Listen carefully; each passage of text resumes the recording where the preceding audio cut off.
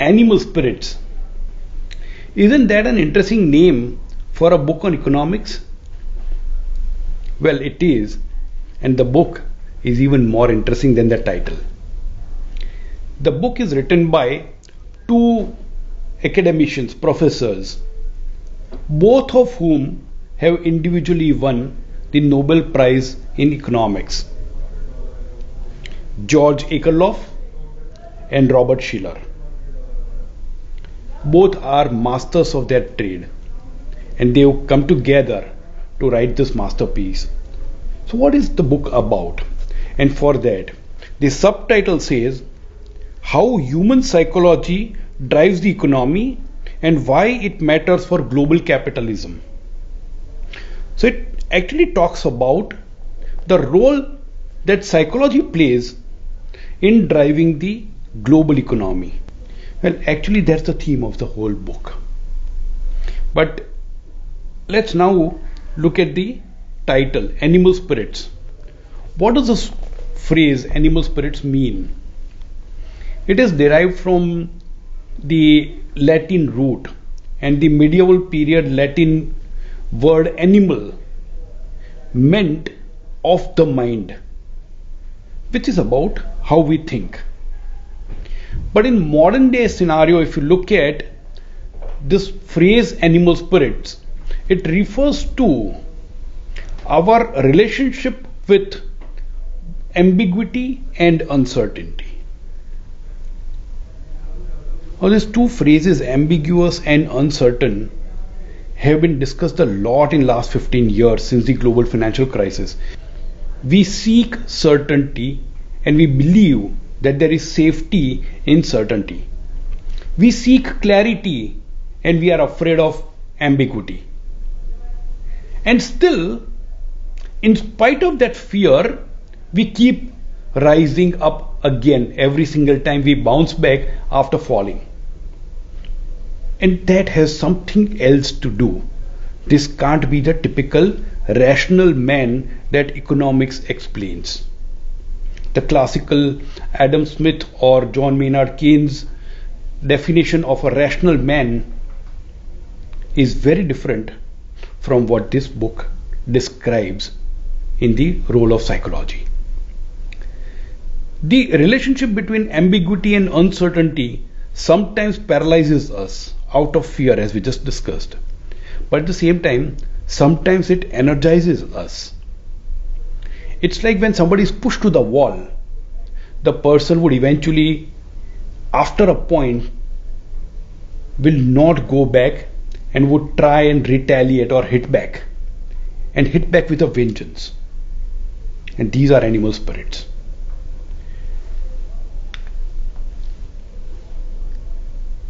If we do not understand the role of these animal spirits in shaping the economic events, then it will be a disservice to the subject of economics.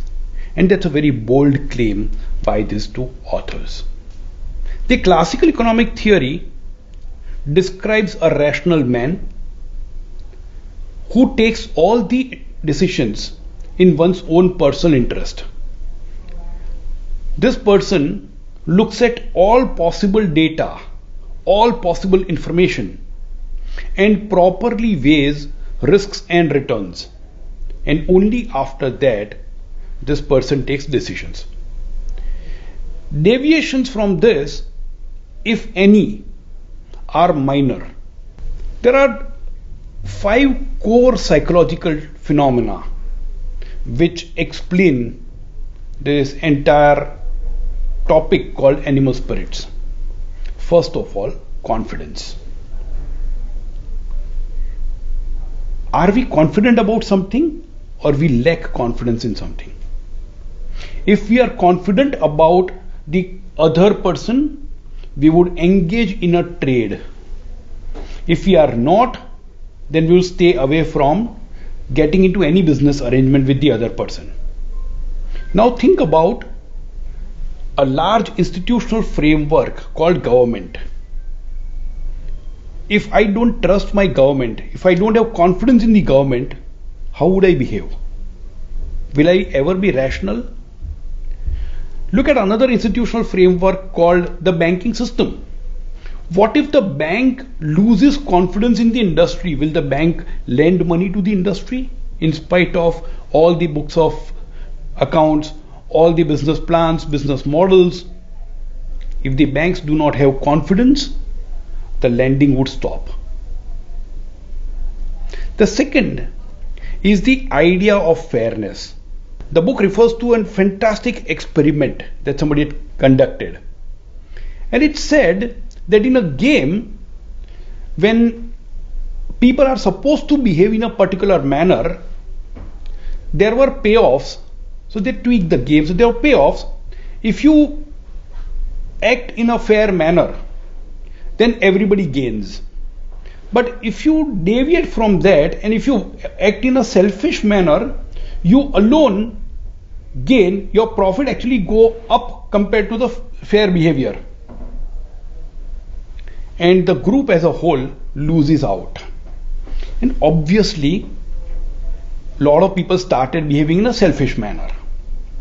But then the experiment was modified by introducing another element where the other participants can punish those who have acted in a selfish manner. The interesting part was, even when those players had to pay something to punish those, lose something to punish those who were selfish, they actually were happy in imparting that punishment. All of us have a sense of fairness, and that sense of fairness makes us happy. If the other person is acting in an unfair manner, we don't like it. It also describes the relationship between a buyer who's small and a seller who's large. If the large seller appears to be acting in a selfish manner or unfair manner, we may go to whatever length to see that this person is booked, this person is penalized. That's the sense of fairness. And this fairness cannot be quantified. It goes beyond the risk reward, because as the game suggested, I am happy to lose money to ensure that somebody else is penalized. The third is the so-called corrupt or antisocial behavior by some of the elements that also is unjustified. Why would somebody do that when the legal system exists, when the penalties exist? The cost of those is too high, and still people engage in corrupt behavior. People still do antisocial activities. Difficult to explain through classical economics. In reality, this exists. The frauds happen precisely because of this, that some people don't mind crossing that line. The fourth is money illusion. This money illusion is a very interesting thing. It's the relationship between normal prices and inflation. So when inflation is high, as an employee, I would want my salary to go up. But when the inflation is low, I should be happy with a lower raise also. It doesn't work that way. If I want a raise, even when the economy is going down, I would expect a raise, because I am not comparing real rupee to real rupee. I am only comparing my previous nominal amount to the next nominal payment. These things also come out in investments and loans. When interest rates change, I don't consider that I am supposed to repay capital plus interest.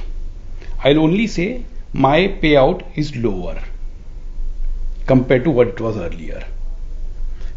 There's an illusion called money, difficult concept for many people to understand. And the final one is even more interesting. It's about our sense of reality. Not the reality, our sense of reality. And our sense of reality is driven largely by various stories that we believe to be true. And those stories are based on our own experiences. It's a very interesting book. It explains that animal spirits exist. The book does not conclude with saying what should be done about it. But at least it has started a discussion, a dialogue that there is something beyond rational economic men. So why we chose this book, and I'll look at three of these psychological phenomena that we discussed and try to link it to current times. Number one, confidence. We've just seen a banking crisis unfolding in the United States. In such a scenario, it is natural for people to lose confidence in the banking system. And it is also natural at such times for the central banks and the governments to act in a manner to restore the confidence. And historically, in many cases, we've seen that the government acts, somebody is booked. Sometimes it may look like a symbolic gesture, but the moment somebody is booked, that gets linked to the idea of fairness. A wrongdoer was penalized. Now the matter is resolved. So first is confidence, second is fairness. In any crisis, at the end of the crisis, if the government does not catch someone or an institution is not penalized, people's idea of fairness is not taken care of. And of course, the third one is the stories that we tell ourselves. And as we just saw, those stories are based on our experience. So if I have lost money in the banking crisis, I am likely to behave in a far more conservative manner. But for some reason, I got away, I got lucky, or I feel that I was smarter, I am likely to take more risks in future. The reality may be exactly similar for two different people, but if the prior experience is different, they would look at that reality with two different lenses. And when those things happen, overall, cumulatively, the economy goes through a lot of turbulence and ups and downs. Now imagine a scenario where suddenly the stories of a lot of people point to the same reality, perceived reality. And in that case, suddenly the economy may see a boom phase or vice versa. Suddenly the economy will get into a recession. It's all about how we see the reality and what kind of stories that we tell us. Classical book, worth a read. The only negative that I would say is not an easy book to read.